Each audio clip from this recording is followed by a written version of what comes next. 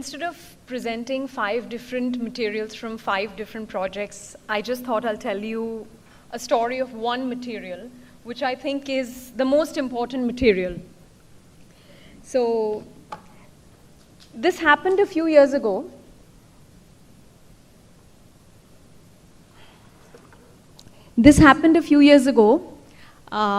Mr. Poddar, who is a highly successful managing director of a large education initiative in Pondicherry, Auroville, approached me for the design of his educational institutional project, which he wanted to build on a 5-acre land.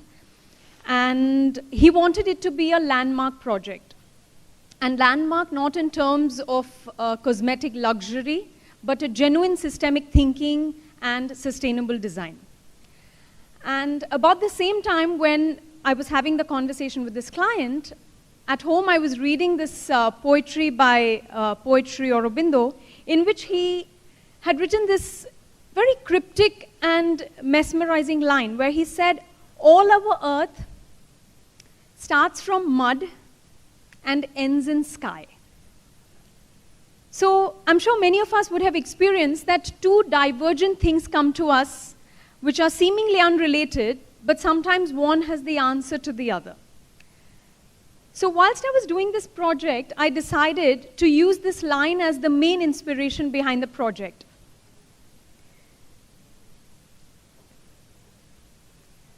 So the material obviously was going to be earth. And it is very difficult to talk about material without connecting it with design and technology. In order to make it completely sustainable and bring down the carbon footprint to as minimal as possible during the building phase of the project, we excavated this little pit, which was at the lowest contour of the site, and the soil that came out of that pit, we built the entire 5-acre complex out of it. The walls, the columns, the roof, everything. By building compressed stabilized earth blocks stabilized with 5% cement. Even the foundations, we neatly dug the pits, excavated the soil, sieved it, mixed again a pinch of cement, and rammed it back layer by layer into those very pits. So can you imagine the carbon footprint of this? You have not transported any material. 95% of your material has come from the very site on which the building stands. So the embodied energy of this, it's difficult to read, but is 1/10 of the embodied energy of had it been a conventional building built with normal fired brick or concrete. In terms of design, the application of design is in order to reduce the carbon footprint during the operational stage of the building. So how can we do that if we do not use passive design? This is the psychrometric chart of Pondicherry, Chennai.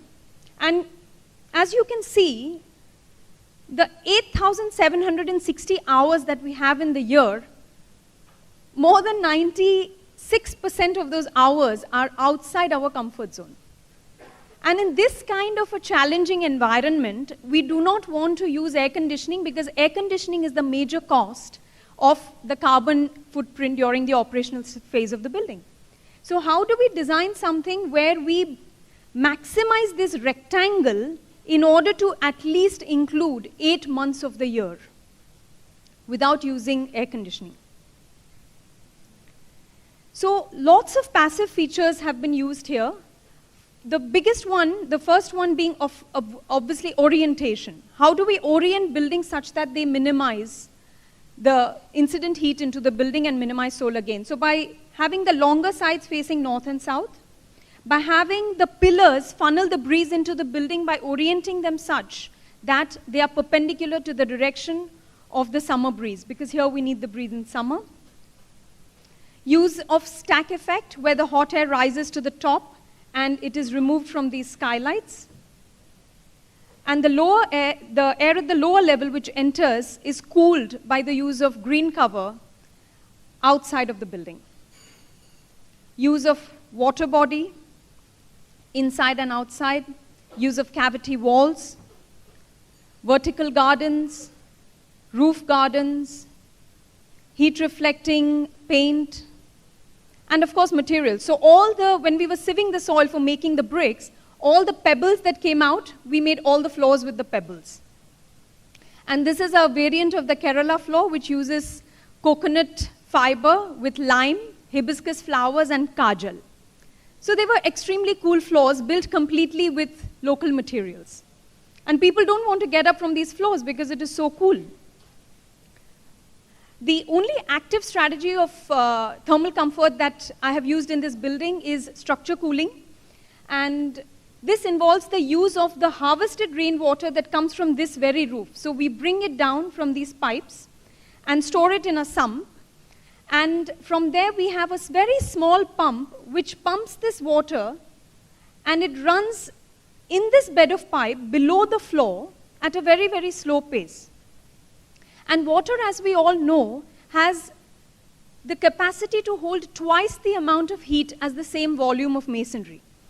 So instead of pumping heat out of the space with the use of air, we are draining heat out of the space with the use of water. Because air itself is actually an insulator. And how can you use an insulator to produce cooling? I mean, that itself is a paradox. In effect, with all these 12 passive and 1 active strategy put together, the entire building acts like an earthen pot, which we all have drunk water from. You can even see small water droplets on the surface of the walls when you go there in the morning, and as the sun rises and as the water keeps evaporating, similarly to the sweat on our skin, that it evaporates and it causes thermal comfort. That is exactly how it happens over here. So it could be extremely hot and sweaty outside, 40 degrees, 80% relative humidity. As soon as you walk inside the building, the breeze starts blowing in your face. No air conditioners for sure, but not even fans throughout the year.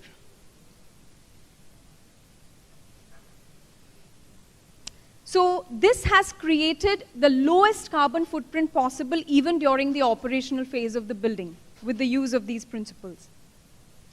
In terms of technology, I had to do something which demonstrates zero waste, as Gayatri mentioned before, and also as Alan mentioned, about how can we maximize the use of material? How can we do more with less? So we had this gigantic span between these two Springer beams, and I had to span this entire space, which was about 35 feet, without, of course, using columns, but also without using steel and concrete. So we designed the system being inspired by Antonio Gaudi's way of designing arches and vaults. So he had this brilliant principle where the intelligence of the material, the earth, is compression. Earth is a material which acts only in compression. And how can you make earth span a roof? Because for spanning, you need tensile force. So he had this absolutely interesting way of making a material in compression act in compression but yet span the space. So this is actually the inverted of the Sagrada Familia arch. So he is making this particular shape act as a catenary. So a catenary is a freely suspended chain and acts in pure tension. So by making that material act as a catenary, he is actually making use of the property of the material but enhancing it and optimizing the usage of the material. So just these few lines actually have taken me 3 months to draw. Under ordinary circumstances, if I were to design a conventional roof over such a large span, the thickness of that roof would have been equal to my height. It would have been more than 5 feet thick going from one roof beam to the other roof beam. And instead of that 5 feet thick roof, we've made it come down to a mere 4 inches at the keystone. We brought down 5 feet to only 4 inches. And this is the way we did it. So I've actually calculated the forces that are going inside the arch, that the line of force inside the arch, and designed every brick that is used in the arch such that the line of force passes from this brick to the center of gravity of this brick, and so on. So by precise calculations and manufacturing the bricks on site to a precision of 0.5 millimeter, we were able to achieve the entire span by using, as I said, a fraction of the material as compared to what it would have been. Just to give an idea, the normal arch would have taken me 10,000 bags of cement. So just have a guess how many bags of cement I had to use in making this. Also, the mortar that was used in binding these compressed earth blocks together was earth.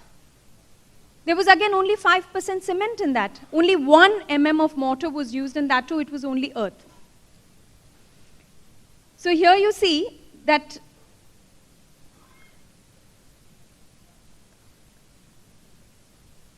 these bricks are thicker at the bottom, and it keeps becoming thinner and thinner as it goes to the top. And this is only 4 inches. So this is a segmental arch behaving like a catenary, the way Gaudi made it behave like a catenary. And the beauty of this is that unlike any other roof, there is absolutely no formwork underneath. It is a complete zero waste building. There is no shuttering, as you see. The 2 masons are working at 2 ends. So this mason is working at this arch, and this mason is working at this arch, and they two just come together and meet in the center. The arches are literally defying gravity and flying out of themselves. The heaviest material, earth, is actually flying out of itself without any support underneath it. And these string lines that you see, they are only serving as guides above. They are not below it. So instead of 10,000 bags of cement, any guesses? 33 bags of cement for that entire gigantic space which houses more than 500 people. So through innovation and absolute cutting-edge technology, we were able to create a highly engineered building out of perhaps the oldest material, which is actually the most timeless material, earth. And these principles of, and yes, this is the toolbox to create such a highly engineered building, precise to 0.5 millimeter. So we apply these principles of material design and technology to achieve minimum carbon footprint during the build stage through minimum embodied energy, minimum carbon footprint during the operational phase by doing buildings which are thermally comfortable through passive design, as well as to achieve zero waste through the form of technology in all our projects. This building was selected by the United Nations Environment Program as a model for sustainable development in India. So my client, Mr. Poddar, got his landmark project, and I had the privilege of translating poetry into architecture, of transforming earth into sky. Thank you.